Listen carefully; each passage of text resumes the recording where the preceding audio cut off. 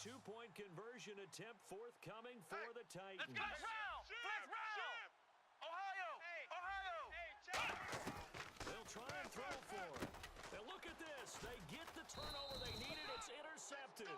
A great lead, and it's picked off. And a big turnover there as his guys will get the football back. Set now to kick this one away, and off it goes. This will be taken in at the 1.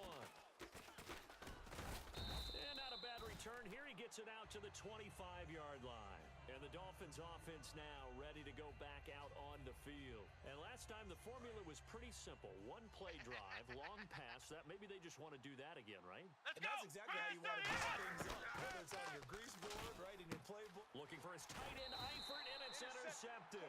Picked by the Hall of Famer Mel Blount. And they will set up shop in enemy territory at the 42-yard line. And here comes Tennessee as they get set to take the field. And they'll be looking to build off of a nice drive last time, a drive that really relied on the quarterback. Making good decisions. Just down the numbers. There he goes. Touchdown, Titans. Tyreek Hill, 42 yards. Now the interception by the Titans D leads to a touchdown. And this is obviously quite a performance. And most of the time when we talk about someone putting a team on their back, I think we're talking about a guy who runs the football. In this case, it's a guy out wide catching it, and he's done exactly that. Truly leading his team right now towards victory. 3 touchdown catches. He's been the headliner. And a good return as he'll be stopped just shy of the 30-yard line. Out comes the Miami offensive unit now. They get set to take over. And last time, one play interception. So this offense, they should be fresh. That's a good way of putting it. And I can't wait to see what they decide to do with play calling. Because one play drive where you throw an interception. A lot of people think the very next time out, run the football, don't get... This is caught at the 20. It's a big play there for Miami. 52 yards. And at this stage, down in the second half, looks like they just wanted to find a way to get it in the hands of their playmaker, and they did. I think you're exactly right. I don't think the coordinator's looking at his play sheet and trying to figure out which play will work well. He's trying to figure out how to get the ball to the playmaker that you just described. Looking down at that sheet, you find people plays, not necessarily X's and O's, and that's exactly what they did there. On second down, McNair. Looking again for Thomas, this time complete. The reception good for 7. It's third down. And you see zone defense and you know you've got a drag route on as your primary call. You got to be really careful as a passer about how far you let your guy go because he might wander into some tough coverage. And Adams has it complete.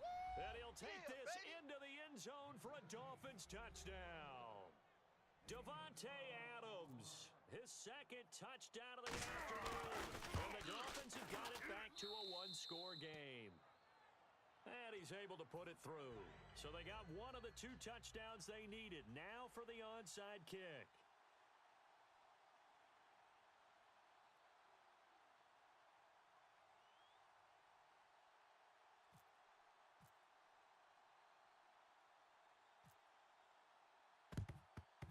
And the Titans are going to recover the football. Well, fourth quarter, they felt like they needed the football back. Unfortunately, they couldn't get it.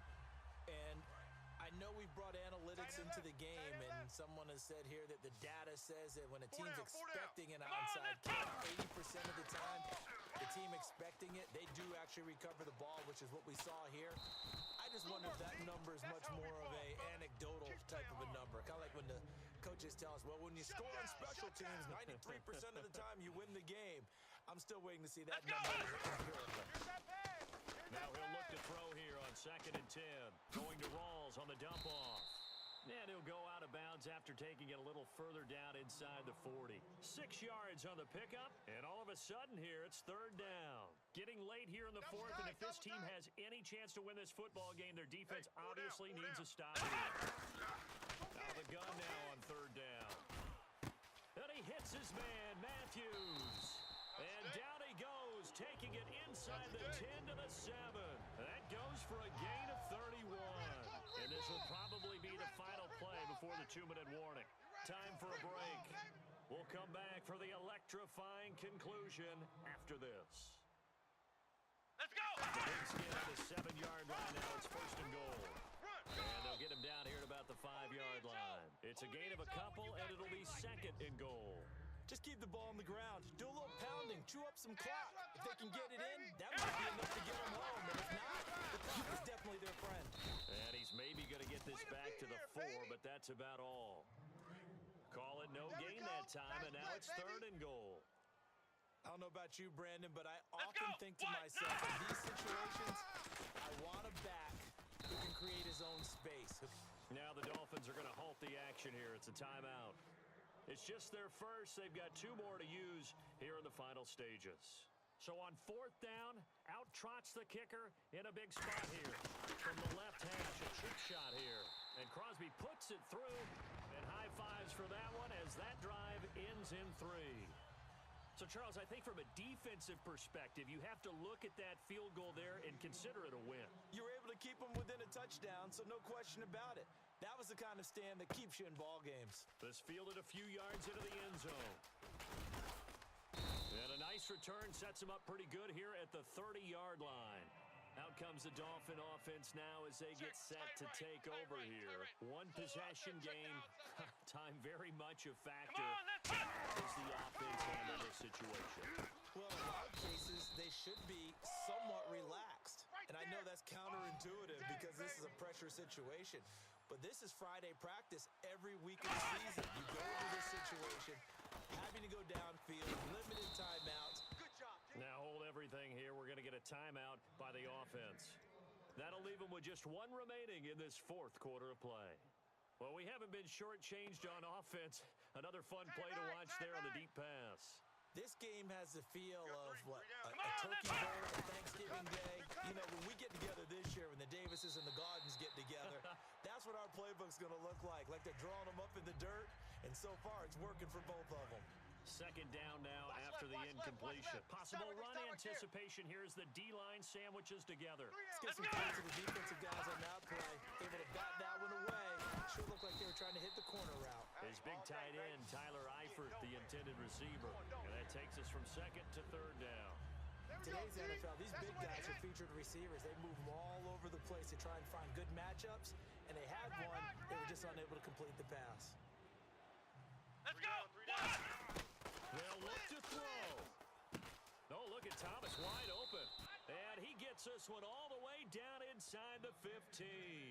Now whistles come in. We're going to get a timeout here by the offense. That'll be their 3rd and final stoppage here as we step aside. Come on. Back to throw. That is caught. And he's brought down. A solid pickup at 13 sets him up 1st and goal. And they're going to speed things up here.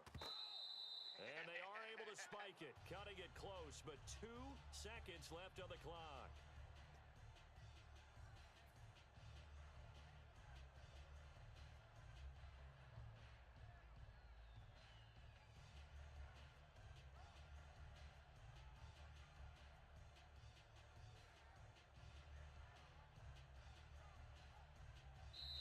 Titans going to signal for a timeout defensively.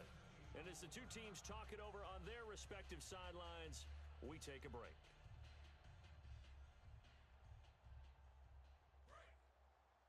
Tight left, tight left. Odd on. Here we go. What? 9. What? Mike's 5-4. Flex round. Ohio. Check. Crack. One final shot. And this is going to be caught. On the final play, a touchdown. How about that? And a 2-point conversion now will send us to overtime. Well, the play caller certainly can't enjoy that touchdown because he's got to dial up a 2-point play that can tie things up. Let's go. Red 38. Ohio. Ohio. They'll try and throw for it. And it is caught. They got it. So a touchdown and the 2-point conversion. A little teaching moment here. Overtime rules. Remind us how this goes, partner. Okay, so in the past, we had sudden death. First team to score wins, but no longer. Now, if the team receives the ball, scores a touchdown, they win the game. If they kick a field goal, though, or don't score, the other team gets a possession. And after both teams get a possession, then we're into sudden death. First team to score wins the game. And it's a pretty good return here as he'll get it up to the 29-yard line. And out come the Dolphins now. They're set for their first drive here in overtime. And this is where the crowd can really become a factor. They've had to battle it all day, but I know what you're saying. In overtime, that gets doubled, doesn't it? At least, because now the crowd really wants to be involved and help their team. And that first drive can dictate the whole thing because they know if this team takes it downfield and scores a touchdown, it's game over. It's been loud in here so far. Here we go! Now a first throw here in overtime. Over the middle, that's caught by Adams. 8 yards on the pickup there, and it moves the sticks. That was a nice completion on an out route, and those types of plays are the result of arm strength by the quarterback and timing by the receiver. Here we go. Ohio! Watch the Here we go! On first down, it's McNair. And incomplete as he was knocked as he threw it, and it took the ball off course. The good signal callers would never go back in the huddle and play the blame game because they need those guys to protect him. But on that last one, his offensive line, they lost their leverage very quickly, and that's why they were able to get to him and hit him as he tried to throw the football and force an incompletion. A nice pickup there of 11 yards, and it'll move the sticks.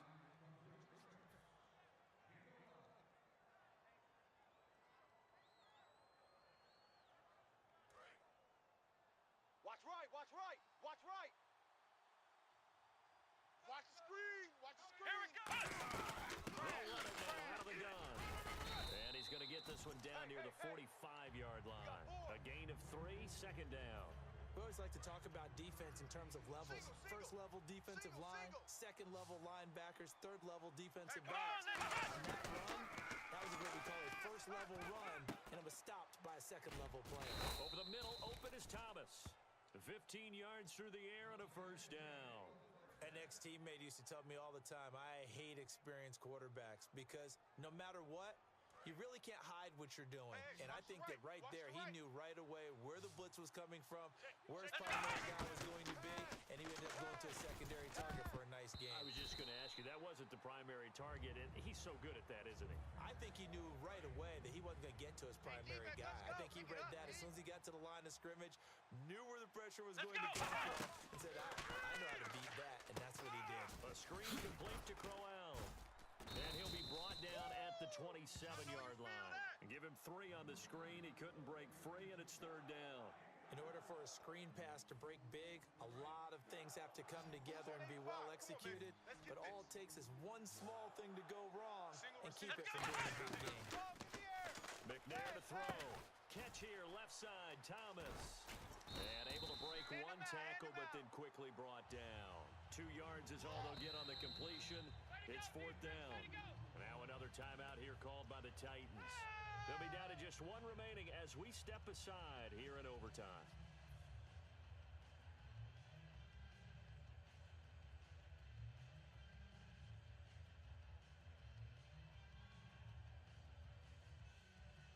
So a big move here, playing to win in overtime. They're going to go for it on fourth down.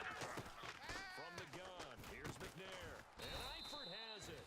And he'll have the first down, getting this one to the 14-yard line. They could have tried for the field goal to take the lead, but scratch that. Yeah, they decided to go ahead and try and win it right now. And now we understand a little bit more about the mindset of different teams in regards to the rules of overtime since they changed. A touchdown, you win it right then and there. You kick the field goal, they have a chance to retaliate. They didn't want that, obviously. When you execute a drag or a crossing route really well and give them a chance to let it develop a little bit, you can gain some significant yardage in your turn end on that one. They'll run it now out of the gun. Trying to run inside, but nothing there. Now hang on here. Timeout called by the defense. It'll be their third and final stoppage here in overtime, and we'll be back. Long drive. The defense just cannot seem to catch a break and get off the field. Here we go! Now McNair going underneath for Crowell. And he will take it in for a Dolphins touchdown. As the fans exit back out through the turnstiles, not happy looks on their faces. Feel like they probably let this one slip away at home in overtime. I would agree with that, and they're unhappy.